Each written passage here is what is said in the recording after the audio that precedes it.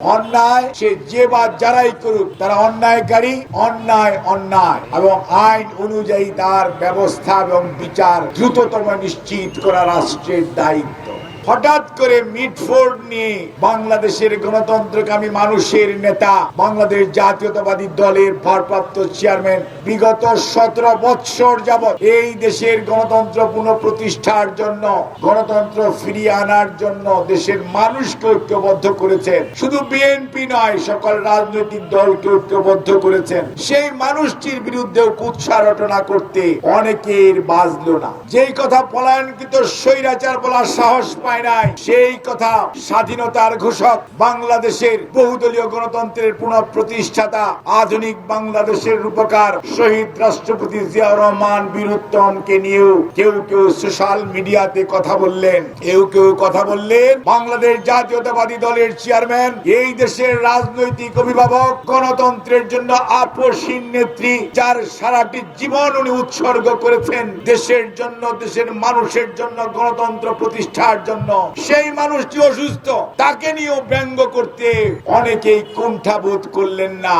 রাজনীতি করেন, রাজনীতির শিষ্টাচার ভুলে গেলেন, রাজনীতির ভাষা ভুলে পরশ্রীকাতরতায় নেমে পড়লেন। এটি তো আর যাই হোক রাজনীতির ভাষা নয়, এটি স্বৈরাচারের ভাষা।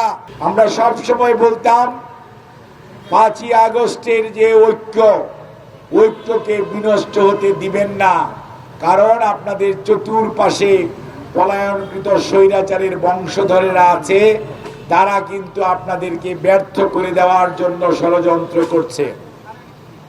কিন্তু আপনারা সেই কথাটি আমাদের বারবার সাবধান করে দেওয়ার পরও কান দেন নাই।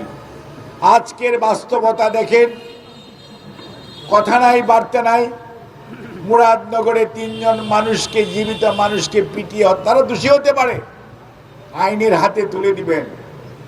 একজন ইমাম সাহেব নামাজ পড়ার পর কথা বলছে, গত শুক্রবারের ঘটনা, তাকে মসজিদের ভিতর, বাংলাদেশে এখনো ঘটনা অতীতে ঘটে নাই, তাকে আহত করা হলো নির্মম ভাবে। দুপুর বেলা খুলনাতে একজন মানুষকে গুলি করে এবং তার পায়ের বিভিন্ন লিগামেন্ট কেটে তাকে হত্যা করা হলো। তার পরবর্তীতে মিটফোর্ডে আমরা কি অবলোকন করলাম? নৃশংসতম হত্যাকাণ্ড, যেটি কোনো অবস্থাতেই দলীয় ট্যাগে ট্যাগ দেওয়া যাবে না। ইলেকট্রা রেফ্রিজারেটর, খাবার তাজা তো জীবন তাজা। ইলেকট্রা, ফ্রিজের রাজা।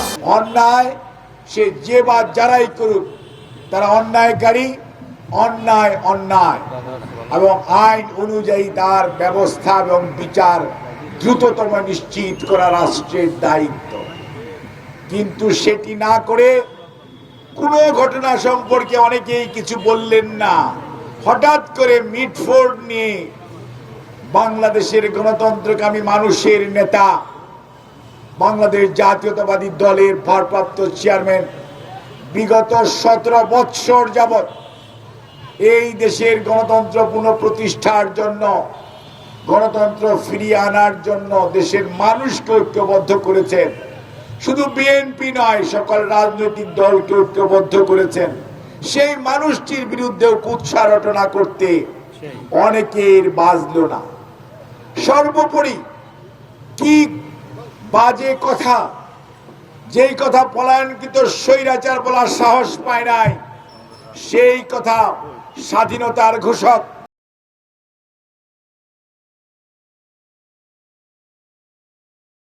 বাংলাদেশের রূপকার শহীদ রাষ্ট্রপতি জিয়াউর রহমান বীর উত্তমকে নিয়েও কেউ সোশ্যাল মিডিয়াতে কথা বললেন,